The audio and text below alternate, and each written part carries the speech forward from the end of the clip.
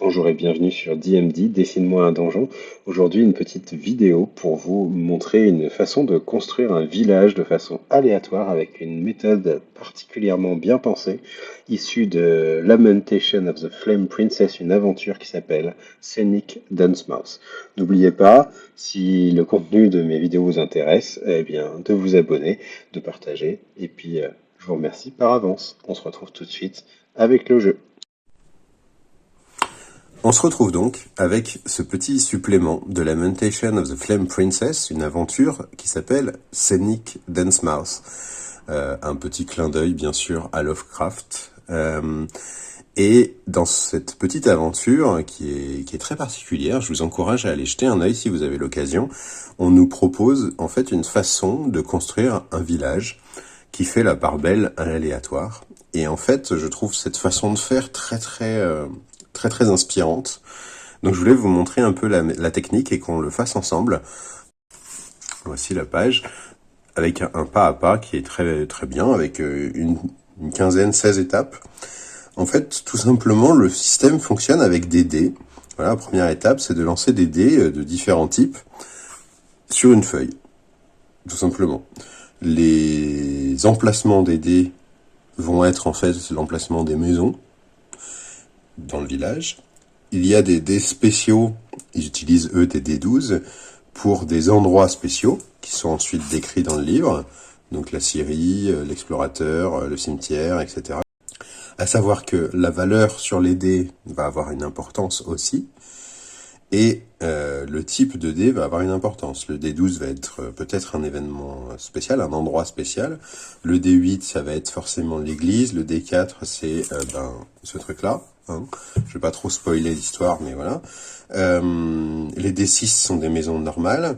Et on va combiner ça avec l'utilisation de cartes à jouer qui vont qu'on va tirer pour chaque maison, de façon aléatoire aussi. Et en fait, les cartes à jouer vont nous ramener à des PNJ qui sont décrits dans l'histoire avec quatre familles, comme les quatre familles du jeu de cartes, la famille des cœurs, la famille des piques, la famille des carreaux, la famille des trèfles, qui portent chacune leur nom. Et donc, par exemple, si on tire dans la famille des cœurs, le roi de cœur, on sait que dans cette maison, il va y avoir cette personne avec cette histoire. Voilà. Si on a tiré un roi de carreau, de pique, ce sera cela à la place dans cette maison. Et donc, on va avoir un village avec, un certain nombre de PNJ, mais ils ne seront pas tous là. Tous ceux qui sont décrits dans le livre ne seront pas forcément là. Ils ont donné aussi une importance à la valeur de la carte, c'est-à-dire plus la carte est élevée, plus la personne est élevée aussi en termes d'importance dans le scénario. Et donc si on tombe que sur des 2, 3, 4, 5, je pense qu'il faut quand même relancer le jeu, mais c'est fort peu probable. Et donc, ensuite à nous de construire notre petit village. Je vais le faire en même temps que vous.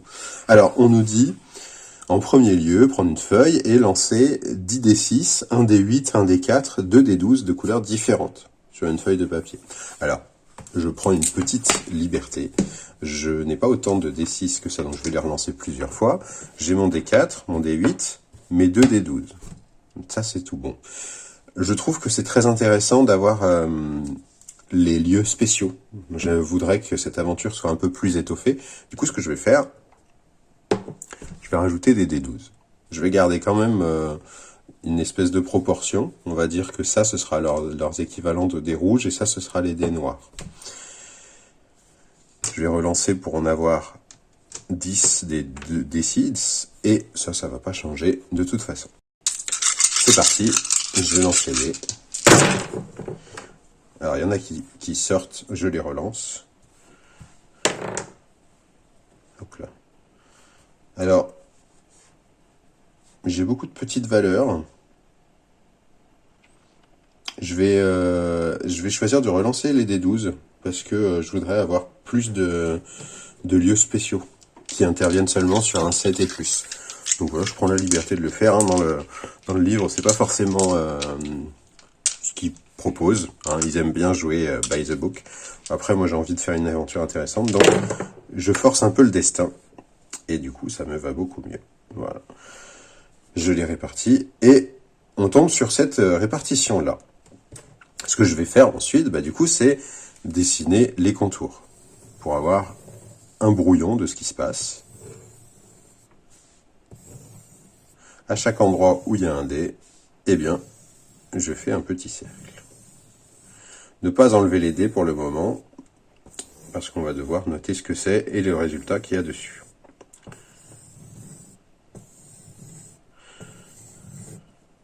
J'ai tout fait. Eh bien, on va noter maintenant le type de dé et le résultat du dé qui va influencer ce qu'il va y avoir à cet endroit-là. Donc, là, c'est un D12. J'ai dit que ceux-là, c'était les blancs, et qui a fait 12. Ça, c'est un D12 blanc qui a fait 11. Ça, c'est un D4 qui a fait 4. Et enfin, D6 qui a fait 3. Et comme je le disais, j'ai pas beaucoup de D6, donc je vais en relancer quelques-uns. Je vais en relancer 4. Ceux-là sont au même endroit. Voilà. Un D6 qui a fait 1 ici. Un autre D6 qui a fait 1 ici. Un D6 qui a fait 4 ici. Et un D6 qui a fait 4 ici. Voilà. On a du coup tous nos dés qui ont été lancés. Et on a ici du coup la forme de notre village. Alors ce qu'on nous dit maintenant dans le bouquin, c'est que, étape 2, eh bien, on va noter l'emplacement. C'est ce qu'on a fait. Le D4 est un D4 particulier et sa valeur doit être notée en haut à droite. Dans ce qu'on appelle le niveau d'infection, eh bien, je vous révèle pas ce que c'est, mais ça va jouer sur le scénario. Ici, notre D4 est ici, niveau d'infection 4.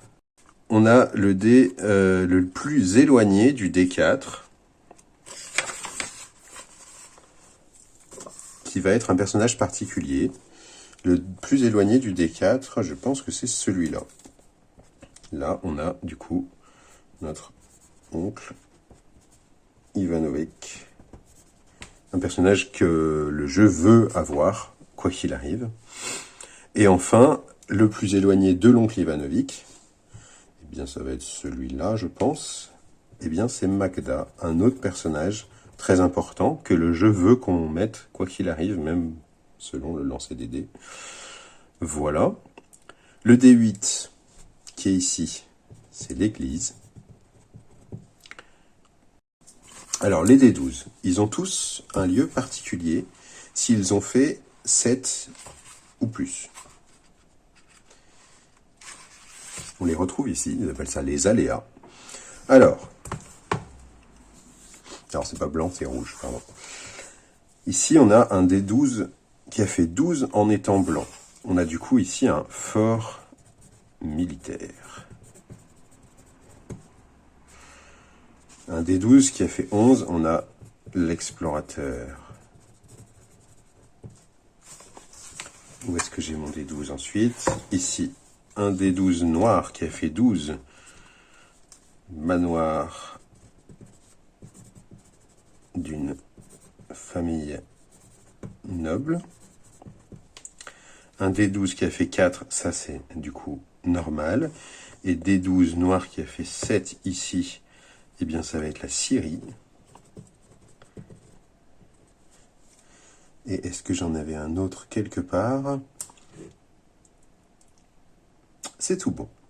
Donc vous voyez, j'ai sur mon lancer 4 des 12 qui ont donné quelque chose. Un qui est devenu normal parce qu'il n'a pas fait un score de 7 ou plus. Ça me va très bien, je vais garder ça. Je ne vais pas vous révéler ce qu'il y a dedans, hein, mais sachez que du coup c'est des lieux spéciaux qui vont avoir une influence un peu plus particulière que les autres maisons standards. Alors, maintenant, ils ont besoin de savoir le résultat des dés pour noter tous les dés qui sont inférieurs à notre niveau d'infection, qui est de 4. D'accord? Donc, je vais faire une petite croix dès que j'ai un niveau d'infection de 4 ou moins. eh bien, on a ici, là et là. C'est une ville assez infectée, hein. On a plus de la moitié des maisons qui sont infectées. Je vais du coup devoir compter le nombre total représenté par les dés. Après, j'en ai rajouté, donc je vais faire exprès d'ignorer ceux que j'ai rajoutés, sinon ça va fausser un peu le résultat. J'ai rajouté 2 dés blancs, 2 dés 12 blancs et 1 dés 12 noirs. Du coup, je vais prendre que celui-là et celui-là, histoire d'avoir un bon chiffre quand même. Et puis, je fais le calcul de tout le reste que j'ai pas modifié. Et je vous reprends après. On tombe donc sur un total de 60 qui va avoir une influence sur le résultat final de certaines cartes, certains personnages. Très bien. On arrive bientôt au bout, vous allez voir, c'est pas très long au final. Ce qui nous manque maintenant, c'est de tirer les personnages qui vont aller dans chaque lieu. Pour ça, on utilise une autre méthode d'aléatoire, à savoir du coup le jeu de cartes. Le jeu de cartes classique, hein, où ils nous disent d'enlever les règles, les figures particulières, etc. Parce que moi c'est un tarot, donc j'ai enlevé tout ce qu'il fallait. On mélange, et puis pour chaque lieu, on va tirer une carte, savoir ce qui se passe. Donc, première carte, alors on ignore les lieux particuliers qui sont déjà habités, hein, ça je le précise quand même, et on est parti. Donc, ici, on a un valet de cœur. On ne le remet pas dans le jeu, parce que sinon on aurait le risque d'avoir des personnages qui reviennent en double. Un 3 de cœur, ici.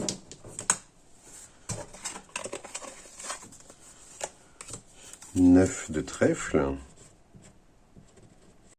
Eh bien, je vais aller chercher maintenant, qui représente quoi. Dans le livre, il nous donne, en fait, à chaque personnage. Donc, si je prends par exemple, le valet de cœur, ici, on nous dit que c'est Hérode Doncaster. Donc, ici, Hérode Doncaster. Et donc, on aura sa petite histoire. Ici, son niveau est infecté. Et donc, si Hérode est infecté, il se passe une petite chose en plus. Donc, je vais noter Hérode Doncaster infecté. On va avoir le 3 de cœur. Ça va pas être un personnage très important. Alors, c'est un couple. Hein. Dans une maison, il peut y avoir 2 personnages. On a Jacob Doncaster qui est infecté aussi. Et donc, si la famille est infectée, on aura la petite chose en plus. 9 de trèfle, on tombe sur une autre famille. La famille, si je ne me trompe pas... Ah non, c'est pas la pire famille quand même. La pire famille dans ce jeu, c'est les piques. Ils aiment pas du tout les piques. Les Samson. Là, on a du coup Jeffrey Samson, qui est aussi infecté. Je vais faire ça pour tous les personnages et je vous reprends après. Voici donc le village habité par ces différents personnages. On a l'oncle Ivanovitch et Magda qui sont 2 personnages qui sont toujours là. C'est assez bien réparti. On a quelques personnages importants. L'as de pique, le roi de trèfle, le roi de carreau, le valet de cœur. Ça va être très bien parce que c'est du coup des personnages qui ont une lourde histoire. On a beaucoup d'infectés, donc avec un niveau d'infection important, donc ça va être challenge pour les personnages, mais c'est bien. Ce jeu est un jeu assez sombre, assez punitif, donc le fait que ces personnages infectés avec ce centre de l'histoire en fait, autour de cette infection dans ce village, que ce soit important, moi ça me va très très bien. Et donc, maintenant qu'on a tout décidé, il va falloir décider d'où est le hangar à bateau et de qui le possède. Alors ils nous disent déjà au nord, on a des montagnes. Donc là, c'est les montagnes qui permettent d'empêcher les joueurs de partir. Et au sud, on a la mer, Alors je le fais de façon très brouillon, hein, je le remettrai au propre derrière, dans une petite vidéo séparée, et puis je vous montrerai ça. La maison la plus proche, ça va être celle-là, et ici, on va devoir mettre le hangar à bateau, qui est en fait l'endroit d'arrivée des personnages. Mais vu que c'est un huis clos dans un village, en fait on a les personnages qui vont arriver par là et qui vont pas pouvoir ressortir malheureusement tant qu'ils n'ont pas géré la situation.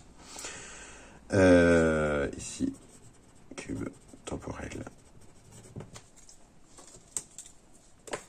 Le hangar à bateau, donc, qu'il va falloir aussi habiter. Alors c'est pareil que l'oncle Ivanovitch et Magda.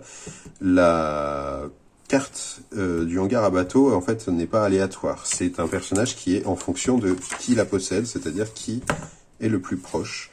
Ici, c'est un cœur. Et donc, on a 4 personnages en fait possibles. Enfin 5, si on se trompe, qu'on n'a pas bien géré son jeu, parce qu'il y a aussi prévu que vous aviez oublié une carte et que vous piochez par exemple le livre des règles dans les cartes, et bien ça compte. Ici, du coup, si c'est un cœur qui est à côté, donc on a Saul Doncaster, ça va être Zilla Doncaster qui possède le hangar. Zilla Doncaster, qui va du coup accueillir les personnages. Avec eh bien, sa petite histoire ici. Si c'était un carreau, ce serait Reginald. Clétus, si c'était Samson. Et Herman Van Cos. Et si on se trompe, eh bien, ils sont accueillis par un chien bizarre. Voilà. Ça, c'est le hangar à bateau. Et enfin, on a ici un ennemi important qu'il va falloir rajouter, qui est un peu, spoiler, la source de l'infection de ce village. Et qui a, pareil que le reste du jeu, eh bien, des conditions aléatoires pour être placé. Alors, pour déterminer où il est, eh bien, on va demander les différents points. Premièrement, est-ce que personne n'est infecté? Ou seulement Ivanovitch? C'est pas le cas, il y a plein d'infections. L'aléa rouge, donc celui-là, est un endroit spécial. Ivanovitch n'est pas présent. Et la somme totale des dés est paire. Eh bien, c'est le cas. Donc, ici, j'ai ce qui s'appelle l'araignée première. Et l'araignée première, eh bien, est liée directement au niveau d'infection. Et ici, eh bien, elle est plutôt coriace. Voilà, on a terminé la création aléatoire de notre village, qui, eh bien, comme n'importe quel village, a une espèce de densité présente ici, naturellement. Moi, je trouve ça sympa. On a 2 zones géographiques un peu intéressantes, à savoir le bord de l'eau, les montagnes, les personnages principaux qui se retrouvent avec l'église également, plusieurs lieux un peu particuliers qui sont décrits ensuite dans l'histoire, mais je vous en révèle pas trop. Et on a habité toutes les maisons avec les 4 familles présentes et notre jeu de cartes aléatoire. On a eu quelques figures importantes, les rois, les as, et puis quelques autres petits personnages un peu moins fondamentaux. On a un gros niveau d'infection, pas mal de gens infectés du coup dans le village, ça me plaît, ça va rendre l'histoire vraiment coriace. Eh bien, avec ça, mon brouillon, il n'y a plus qu'à le mettre au propre. Donc, rendez-vous dans un prochain épisode pour vous montrer eh bien, comment je dessine cette petite ville de Dunsmouth. Voilà, je vous remercie d'avoir regardé cette vidéo. J'espère que ça vous aura inspiré. À bientôt.